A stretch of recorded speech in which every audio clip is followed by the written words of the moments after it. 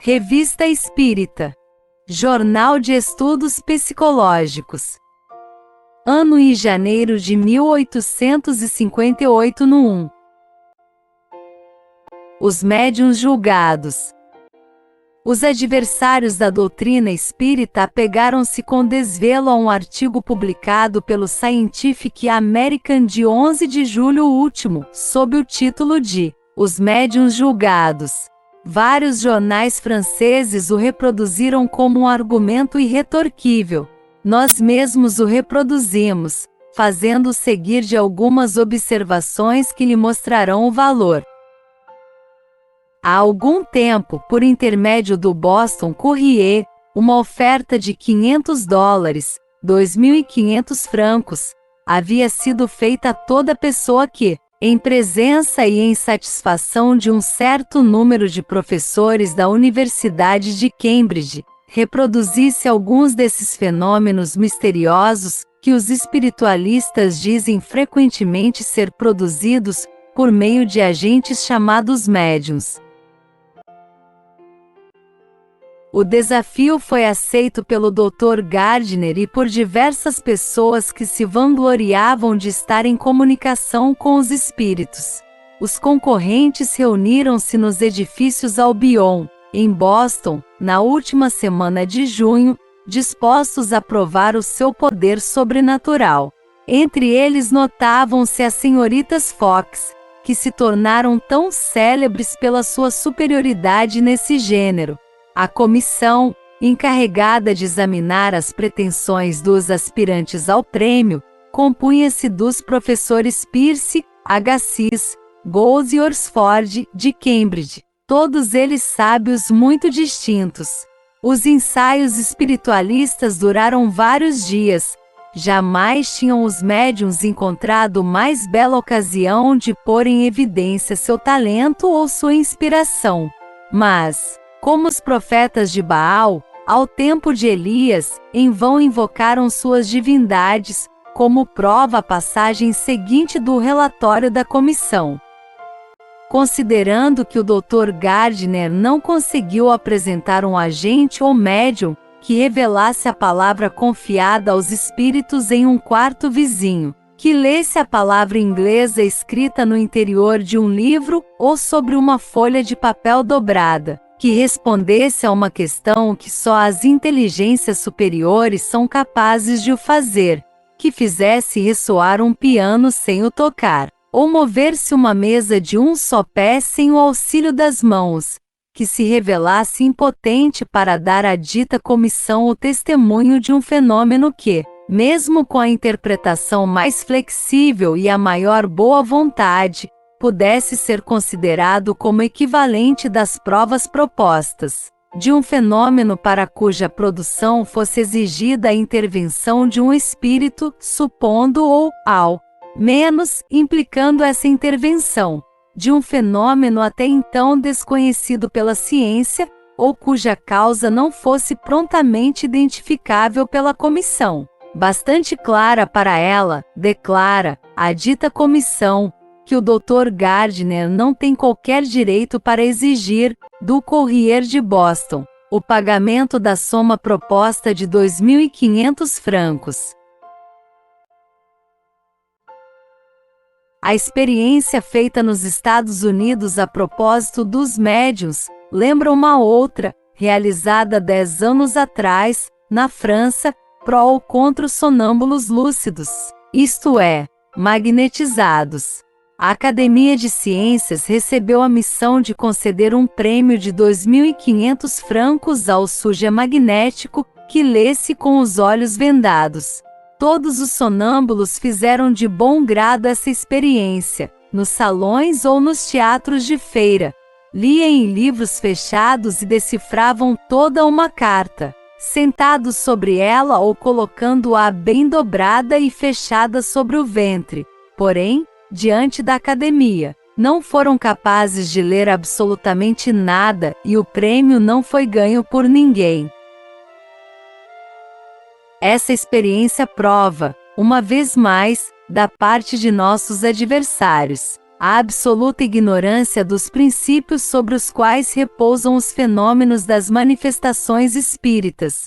Entre eles a ideia fixa de que tais fenômenos devem obedecer à vontade e reproduzir-se com a precisão de uma máquina. Esquecem completamente, ou melhor dizendo, não sabem que a causa deles é inteiramente moral e que as inteligências que lhes são os agentes imediatos não obedecem ao capricho de ninguém, sejam médiuns ou outras pessoas.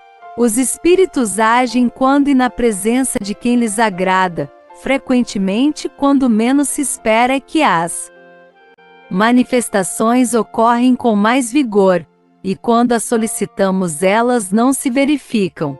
Os espíritos têm modos de ser que nos são desconhecidos. O que está fora da matéria não pode ser submetido ao cadinho da matéria. É, pois, equivocar-se julgá-los do nosso ponto de vista. Se acharem útil manifestar-se por sinais particulares, eles o farão. Mas jamais a nossa vontade, nem para satisfazer a vã curiosidade. Além disso, é preciso levar em conta uma causa bem conhecida, que afasta os espíritos: sua antipatia por certas pessoas, principalmente por aquelas que, fazendo perguntas sobre coisas conhecidas, querem pôr à prova sua perspicácia. Quando uma coisa existe, pensam, eles devem saber. Ora, é precisamente porque a coisa vos é conhecida, ou porque tendes os meios de verificá-la, que eles não se dão ao trabalho de responder. Essa desconfiança os irrita, e nada se obtém de satisfatório. Afasta sempre os espíritos sérios, que ordinariamente não falam senão às pessoas que se lhes dirigem, com confiança e sem pensamento preconcebido. Entre nós não temos exemplo disso todos os dias? Homens superiores, conscientes de seu valor, alegrar-se-iam em responder a todas as perguntas ingênuas que visassem submetê-los a um exame, tal como se fossem escolares. Que fariam se lhes dissessem: mas, se não respondes, é porque não sabes? Voltariam as costas, é o que fazem os espíritos.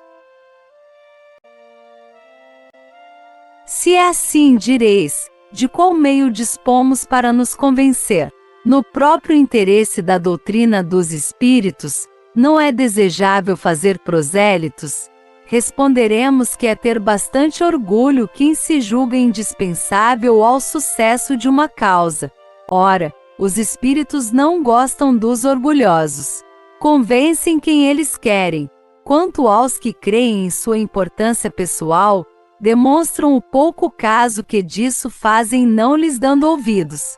Eis, de resto, a resposta que deram a duas perguntas sobre esse assunto. Pode-se pedir aos espíritos sinais materiais como prova de sua existência e de seu poder?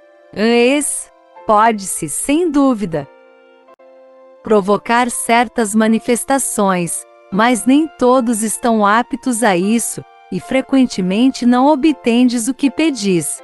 Eles não se submetem aos caprichos dos homens. Porém, quando alguém pede esses sinais para se convencer, não haveria utilidade em satisfazê-lo, pois que seria um adepto a mais? Resposta: os espíritos não fazem senão o que querem, e o que lhes é permitido. Falando e respondendo às vossas perguntas, atestam a sua presença. Isto deve bastar ao homem sério que busca a verdade na palavra. Escribas e fariseus disseram a Jesus: Mestre, muito gostaríamos que nos fizesseis ver algum prodígio. Respondeu Jesus: Esta geração má e adúltera pede um prodígio, mas não lhe será dado outro senão o de Jonas. São Mateus. Acrescentaremos ainda que é conhecer bem pouco a natureza e a causa das manifestações espíritas quem acredita provocá-las por uma recompensa qualquer. Os espíritos desprezam a cupidez, tanto quanto o orgulho e o egoísmo. e só essa condição pode ser para eles um motivo de se absterem de manifestar-se. Sabei, pois, que obtereis 100 vezes mais de um médium desinteressado do que daquele que é movido pelo incentivo do lucro, e que 1 milhão não lhe faria realizar o que não deve ser feito. Se uma coisa nos surpreende, é que haja médios capazes de se submeterem a uma prova que tinha por aposta uma soma de dinheiro.